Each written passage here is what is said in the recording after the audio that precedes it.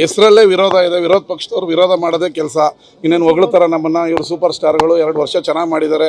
ಇವರು ರಜನಿಕಾಂತ್, ಇವರು ಅಂಬರೀಷ್, ವಿಷ್ಣುವರ್ಧನ್ ಅಂತ ಹೊಗಳ್ತಾರ. ಅವ್ರು ಟೀಕೆನೇ ಮಾಡೋದು. ಟೀಕೆನೇ ನಮಗೆ ಆಶೀರ್ವಾದ ಅಂತ ತಿಳ್ಕೊಂಡು ಇನ್ನಷ್ಟು ಸಾಧನೆಯನ್ನು ಮಾಡ್ತೀವಿ.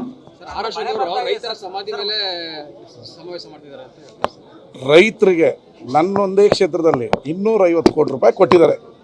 ಏನಕ್ಕೆ? ಚಾನಲ್ಗೆ.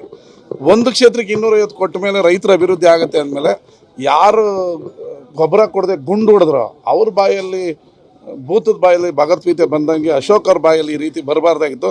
ನಾವು ಯಾವತ್ತೂ ಗುಂಡು ಹೊಡೆದಿಲ್ಲ ರೈತರಿಗೆ. ಗುಂಡು ಹೊಡೆದಿರೋರು BJP ಅವರು, ಅವ್ರಿಗೆ ಮಾತಾಡೋಕ್ಕೆ ಯಾವುದೇ ನೈತಿಕತೆ ಇಲ್ಲ.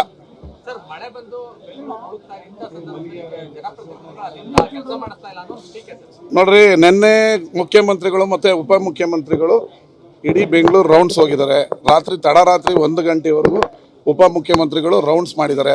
ಬೆಳಗ್ಗೆ ಅದು ಮೊದಲೇ ಫಿಕ್ಸ್ ಆಗಿದ್ದಂಥ ಕಾರ್ಯಕ್ರಮ 5 ಲಕ್ಷ ಜನ ಸೇರಿಸೋದಕ್ಕೆ ತುಂಬ ದಿನದಿಂದ ಆಗಿರೋದ್ರಿಂದ ಈಗ ಮಧ್ಯಾಹ್ನದವರೆಗೂ ಮಾಡ್ತಾರೆ. ತಿರ್ಗಾ ಸ್ಪೆಷಲ್ ಫ್ಲೈಟಲ್ಲಿ ಬಂದು ಇವತ್ತು ಸಂಜೆ ತಿರ್ಗಾ ಬೆಂಗಳೂರಿನ ಮೂಲೆ ಮೂಲೆ. ಇದು ಮಳೆ ಕಾಂಗ್ರೆಸ್ ಮಳೆ ಅಲ್ಲ.